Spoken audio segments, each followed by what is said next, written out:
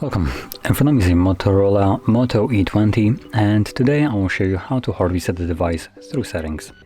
So to get started, you will want to open up settings. From there, scroll all the way down to system, choose advanced, and then select reset options, where you'll find the option to erase all data factory reset.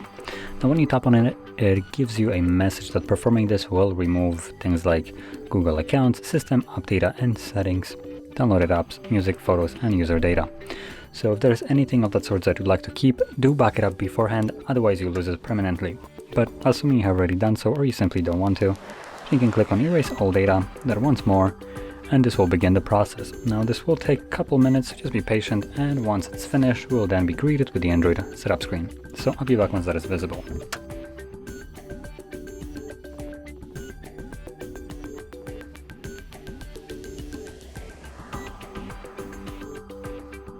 And as you can see, the process is now finished and you can set up your device however you like.